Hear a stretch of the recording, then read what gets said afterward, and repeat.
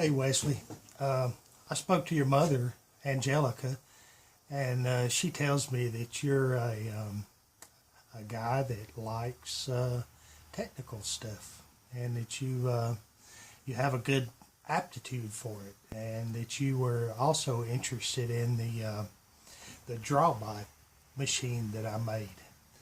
So I've got some good news for you, and I've got some bad news. The good news is I'm very happy to hear that you have that kind of interest. The jobs of the future are going to be robotics. That's going to be the big money making jobs. If you want a good job in the future and you like technical stuff, robotics is the thing for you. And it's a lot of fun too. Since I've gotten into it, I really enjoy it. The bad news is, and you're a young fella, and I really don't know what you know yet and what you don't know. But we're going to have to talk about some boring stuff before we can get to the exciting stuff. The reason for that is because we need to get your head in the same mode that robotics guys talk in. For example, if you were a computer guy, I would, you would need to understand at least some basic things about computers before you could engage in a good conversation about computers. Robotics is the same way. I'll give you an example. When your mother tells me that you take karate, well, you probably thought when you started taking karate, you probably thought that you were going to go into the dojo and you were going to, within a day or two, and you were going to be fighting fights and doing superhero stuff or whatever.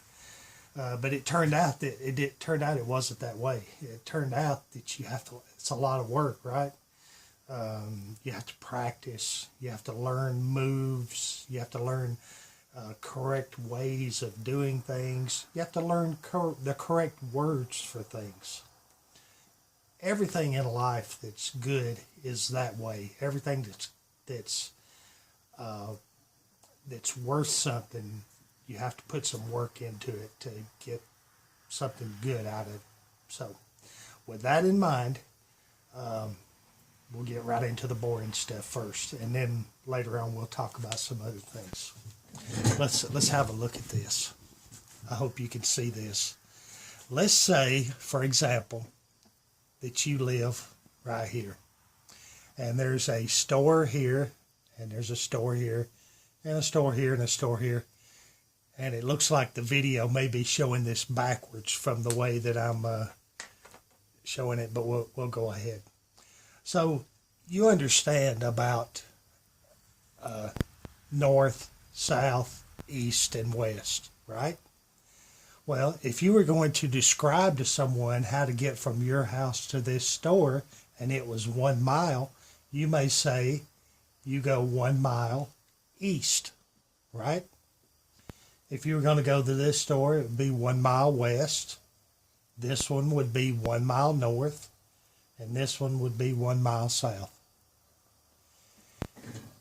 Now there's another way to describe this.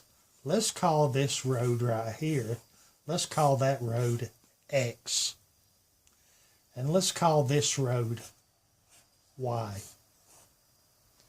So if I start from your house and I go here, I could say that I needed to go X plus 1 mile.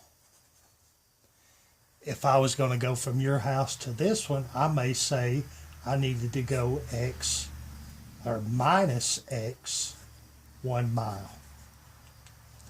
This one would be Y plus Y 1 mile. This one would be minus Y 1 mile. Okay, that's not too complicated, right? this is the way that you describe movements, and this is called Cartesian.